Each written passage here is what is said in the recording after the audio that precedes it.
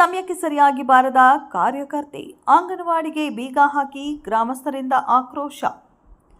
ಚಿಂತಾಮಣಿ ತಾಲೂಕಿನ ಬಿ.ವಡ್ಡಹಳ್ಳಿ ಗ್ರಾಮದ ಅಂಗನವಾಡಿ ಕೇಂದ್ರದಲ್ಲಿ ಸರಿಯಾದ ಸಮಯಕ್ಕೆ ಸಿಬ್ಬಂದಿ ಬಾರದಿರುವುದು ಮತ್ತು ಗರ್ಭಿಣಿಯರು ಹಾಗೂ ಮಕ್ಕಳಿಗೆ ಪೌಷ್ಟಿಕ ಆಹಾರ ವಿತರಣೆಯಲ್ಲಿ ತಾರತಮ್ಯ ಎಸಗಲಾಗುತ್ತಿದೆ ಎಂದು ಆರೋಪಿಸಿ ಗ್ರಾಮಸ್ಥರು ಅಂಗನವಾಡಿ ಕಟ್ಟಡಕ್ಕೆ ಬೀಗ ಜಡಿದು ತೀವ್ರ ಧರಣಿ ನಡೆಸಿದ್ದಾರೆ.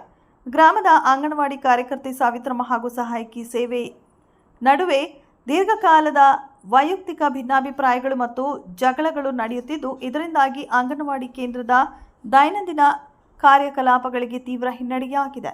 ಇವರಿಬ್ಬರ ಆಂತರಿಕ ಕಲಹದಿಂದಾಗಿ ಕೇಂದ್ರಕ್ಕೆ ಬೀಗ ಹಾಕಿ ಹೋಗಿರುವ ಘಟನೆಯೂ ನಡೆದಿದೆ ಎಂದು ಗ್ರಾಮಸ್ಥರು ಆಕ್ರೋಶ ವ್ಯಕ್ತಪಡಿಸಿದ್ದಾರೆ.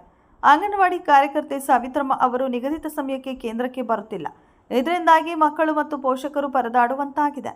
ಮಕ್ಕಳಿಗೆ ಹಾಗೂ ಗರ್ಭಿಣಿಯರಿಗೆ ಸರ್ಕಾರದ ನಿಯಮಾವಳಿಗಳ ಪ್ರಕಾರ ಸರಿಯಾದ ರೀತಿಯಲ್ಲಿ ಪೌಷ್ಟಿಕ ಆಹಾರ ಮತ್ತು ಸೌಲಭ್ಯಗಳನ್ನು ವಿತರಿಸುತ್ತಿಲ್ಲ. ಅಂಗನವಾಡಿ ಕೆಲಸವನ್ನು ಬದಿಗೊತ್ತಿ ಹೊರಗಿನಿಂದ ಬರುವ ಕೂಲಿ ಕಾರ್ಮಿಕರನ್ನು ಕರೆದುಕೊಂಡು ಟೊಮ್ಯಾಟೊ ಕೀಳುವಂತಹ ವೈಯಕ್ತಿಕ ಕೃಷಿ ಕೆಲಸಗಳಿಗೆ ತೆರಳುತ್ತಿದ್ದಾರೆ ಎಂದು ಗ್ರಾಮದ ಮುಖಂಡರು ಹಾಗೂ ಸ್ಥಳೀಯ ಮಹಿಳೆಯರು ನೇರ ಆರೋಪ ಮಾಡಿದ್ದಾರೆ.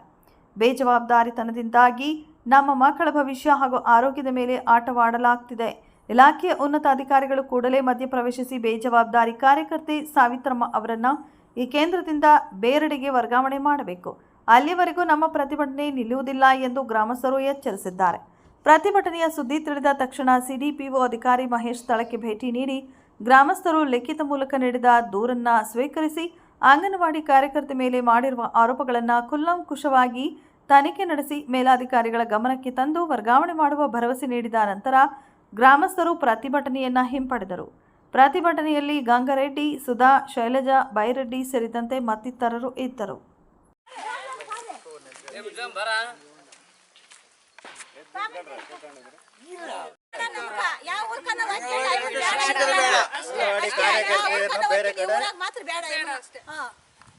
ಶಿಕ್ಷಕರು ಮಾತ್ರ ಬೇಡ ಬೇಡ ನಮಗೇನು ನಮಗೆ ಬೇಡ, ಊರವ್ರ ಮಾತೇ ನನ್ನ ಮಾತು ಅಷ್ಟೇ.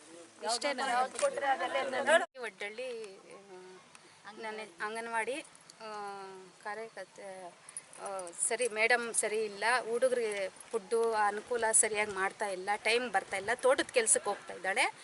ಅದರಿಂದ ನಮ್ಗೆ ಇವಾಗ ಅಂಗನವಾಡಿ ಬೇಡ ಅಂತ ನಾವು ಅಂಗನವಾಡಿ ಟೀಚರ್ ನಮಗೆ ಬೇಡ, ಬೇರೆಯವ್ರನ್ನ ಯಾರನ್ನಾದ್ರೂ ತೊಗೊಂಬಂದು ಹಾಕಿ ನಮಗೇನು ತೊಂದರೆ ಏನಿಲ್ಲ. ಆ ಮೇಡಮ್ ಅಂತೂ ಕಡ್ಡಾಯವಾಗಿ ನಮ್ಗೆ ಬೇಡ ಬೇಡ. ಅವ್ರು ಬರಂಗಿದ್ರೆ ನಾವು ಮಾತ್ರ ಅಂಗನವಾಡಿ ಬೀಗ ತೆಗೀಲಿ ಸರ್, ಇಲ್ಲ ಅಷ್ಟೇ ಸರ್. ಸರಿಯಾಗಿ ಯಾರಿಗೂ ಫುಡ್ ಸರಿಯಾಗಿ ಕೊಡ್ತಾ ಇಲ್ಲ. ತೋಟದ ಕೆಲಸಕ್ಕೆ ಹೋಗಿ ಯಾವಾಗಲೂ ಬಂದು ಬಾಗಿಲು ತೆಗಿತಾರೆ. ಬಾಳಂತಿಯರಿಗೂ ಸರಿಯಾಗಿ ಇದೇನು ಕೊಡ್ತಾ ಇಲ್ಲ. ಅದು ಓಪನ್ ಆಗಿರೋ ಪ್ಯಾಕೆಟ್ಸ್ ಎಲ್ಲ ಕೊಡ್ತಾರೆ, ಡೇಟ್ ಎಲ್ಲ ಮುಗ್ದೋಗಿರೋ ಪ್ಯಾಕೆಟ್ಸ್ ಎಲ್ಲ ಕೊಡ್ತಾರೆ. ಅದನ್ನು ಕೇಳಿದ್ರೆ ಅವ್ರು ಜಗಳಕ್ಕೂ ಬರ್ತಾರೆ. ಆಯಾ ಮೇಲೆಲ್ಲ ಜಗಳ ಮಾಡ್ತಾರೆ. ಅವರು ಕೆಲಸಕ್ಕೆ ಬರಲ್ಲ. ಇವರೇ ಬಂದು 3 ದಿವಸದಿಂದ ತೆಗಿತಾ ಇದ್ರು. ನಮ್ಗೆ ಬೇಡ ಅಂತ ಮತ್ತೆ ಬೀಗ ಹಾಕಿದ್ವಿ ಸರ್. ಆದರೆ ಅವ್ರು ಬೇಡ, ನಮಗೆ ಬೇರೆಯವ್ರನ್ನ ಯಾರಾದ್ರೂ ಕರ್ಕೊಬಂದು ಸೇರಿಸಲಿ, ಅವ್ರು ಮಾತ್ರ ಬೇಡ ಬೇಡ ಸರ್, ಅಷ್ಟೇ. ಬೇಡ, ಅದನ್ನು ತೆಗೆದುಬಿಟ್ಟು ಇವ್ರನ್ನ ಬೇರೆ ಕಡೆ ಎಲ್ಲಾದ್ರೂ ಕಳಿಸ್ಬಿಟ್ಟು ನಮಗೆ ಬೇರೆಯವ್ರನ್ನ ಯಾರಾದರೂ ಕಳಿಸಿ ಅಂತ ನಮ್ಮ ಅಭಿಪ್ರಾಯ. ನಾವು ಬೇರೆ ಕಡೆ ವರ್ಗಾವಣೆ ಮಾಡಲು ಈಗಾಗಲೇ CDP ಅವರಿಗೆ ಅರ್ಜಿ ಕೊಟ್ಟು ಮತ್ತು DD ಅವರಿಗೂ ಅರ್ಜಿ ತಲುಪಿಸಿದ್ದೀವಿ.